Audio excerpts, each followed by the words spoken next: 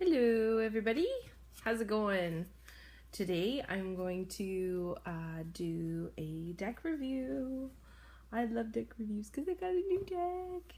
It is the Tarot Mucha. I'm pretty sure you say Mucha, but some people say Mucha. I'll have to look it up, but I'm pretty sure it's Mucha. It is amazing. I am so impressed with this deck. I've used it for a few days now. I didn't want to do an unboxing so much because I really like taking that time with the cards. So unboxings are kind of hard because I feel like I'm not really getting that in-depth, personalized relationship with the cards when I'm doing an unboxing, because I'm trying to talk about, them more, and rather than really absorbing their energy that way.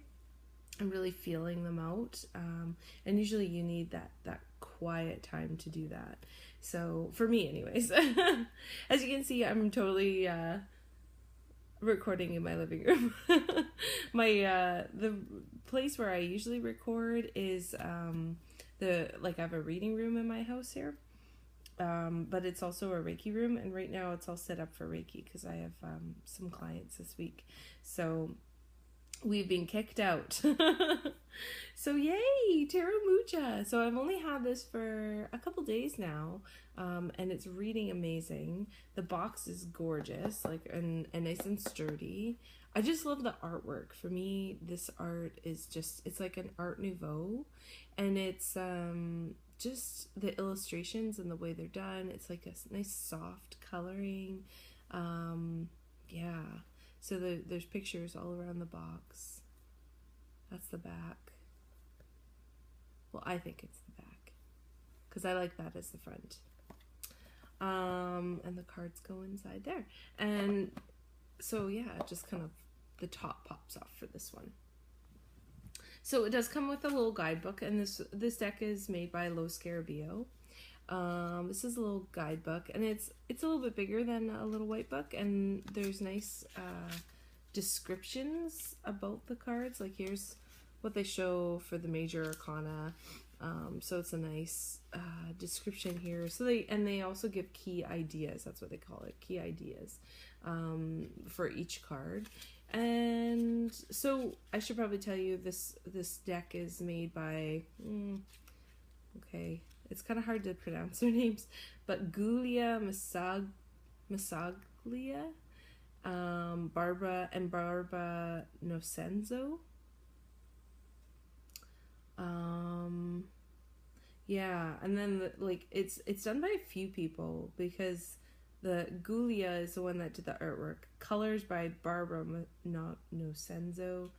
English text by Lunai maybe, Weatherstone, and then other text by oh man, I can't pronounce these names, but last name Filadoro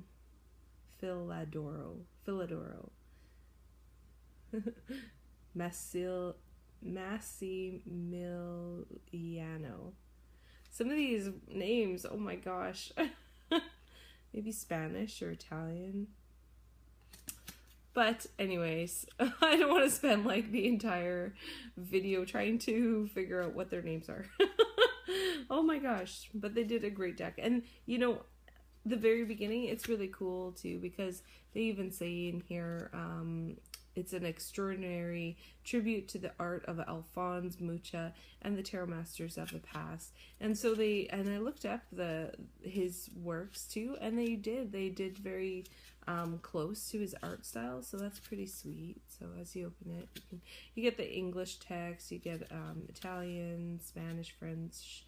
So you get a few different languages, but they also talk about more about that 19th century art and what he was all about, Mucha. Yeah, so they do lots of talking in here, so it's actually a decent read, and I actually really like their interpretations of the cards too.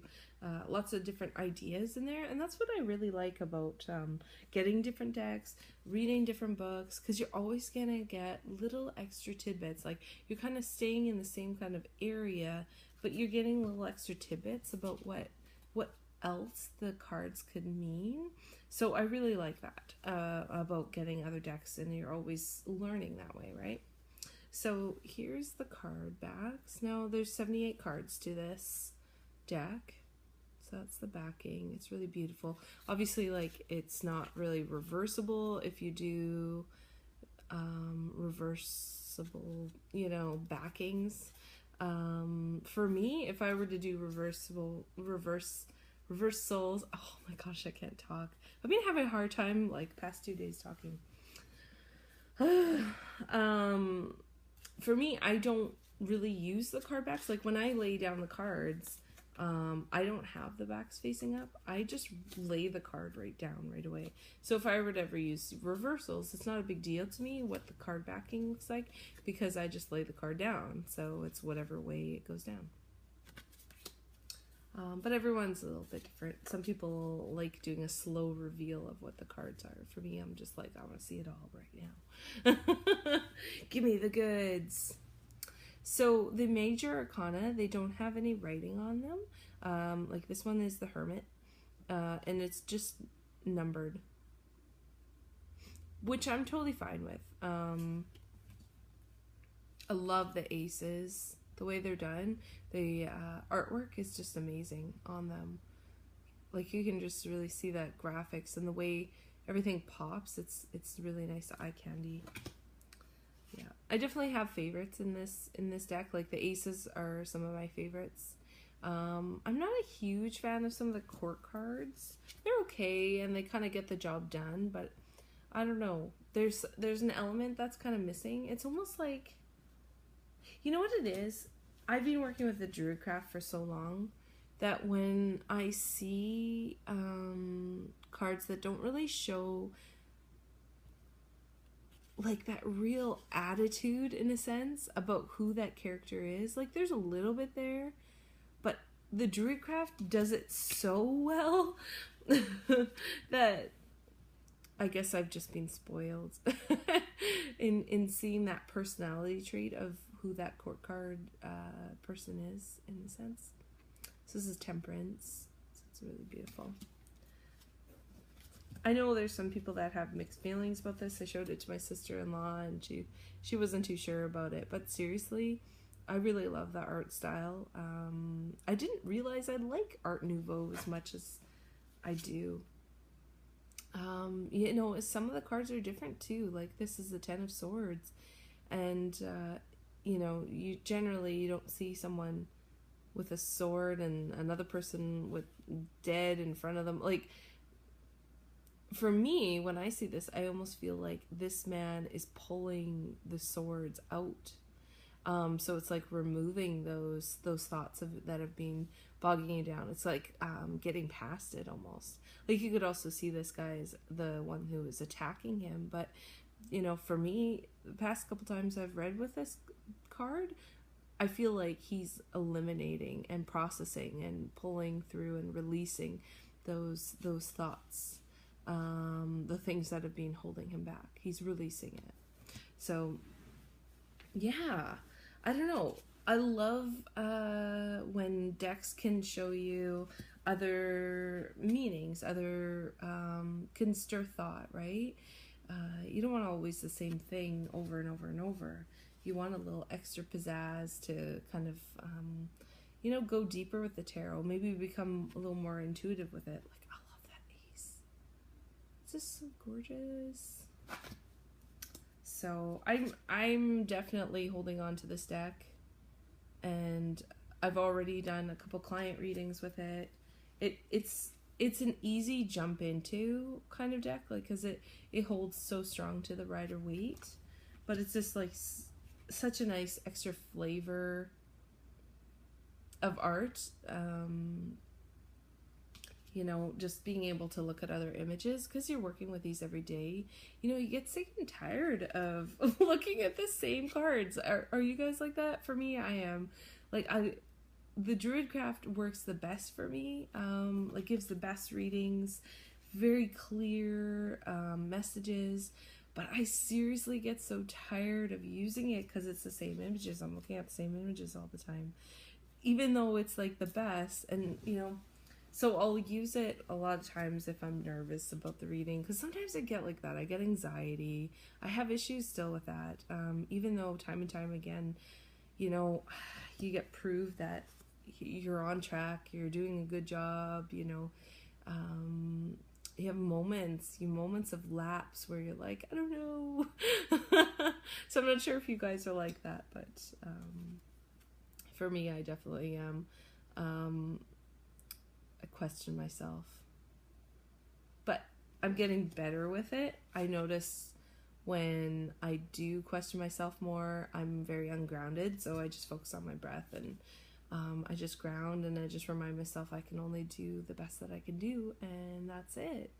You know, that's all you can do. And the more you release into that too, the easier you can pick up those messages. But if you're so worried and you're all caught up in your own thoughts, and it's easy to miss those interpretations, those hits, you know, from the divine in a sense, right? Not just what the card meanings are saying, but the bigger picture, you know, that magic that comes with tarot. My kids are trying to say tarot. Sorry, I know this deck review is totally not me even talking about the cards. I think because it's so right away. You got these beautiful borders. And actually, I noticed with the borders, here's one thing, I'll talk about it a little bit. They actually are different kinds of borders depending on the what suit you have. Yeah, so here. Okay, so here's your swords. It's kind of bluey kind of color. The cups are kind of more green. Here is a pentacles. You can see that it's like more yellowy gold. We've got some roses on here. So they actually changed. And then here's a major arcana. We got the emperor. So he's more gold. So you can see there's all different I love the Fool. All different kinds of borders. And then, let me just look. Okay, so like the queens, again, nothing's written down. I don't know if there's any writing at all. I don't think there is. No, it's just numbers. I actually really like it. Okay, one person does. I know there's a few people that don't like this. Okay, the creepy eyes on the angel. He's a little bit psycho, but you know what? I actually dig it. It's weird because I didn't like it on the videos, and when they were talking about it, you know, I was totally like, oh yeah, that's kind of weird. But now that I have it, it's amazing the intensity of this Judgment card. This is Judgment, and it's intense. It's really a strong calling. You can really feel that energy in the reading. So I know he's totally psycho and crazy, but but when you have it in a reading, it really amps it up. You can feel the impact of the Judgment card. It's not just like a, oh, you're feeling a call to rise up to the occasion, or, you know. So, yeah, it's more like, get your butt in gear. Come now. Forever hold your peace. So this is Queen of Swords. So see, you can see they do little symbols at the top. So this is a queen. Here's, they call it knave, but page is what I like.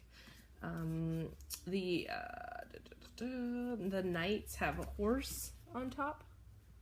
Let's see, right there. And then the kings have a crown as well. Here's another one with that angel being pretty crazy and kind of creepy and just like, whoa. But it's a great lover's card. I think it works really well. He's not as psycho. So I feel like that's pretty good anyways. This is a great deck. I love it. I'm sure you will too. And we'll see you guys on the flip side. Nice chatting with you. Take care.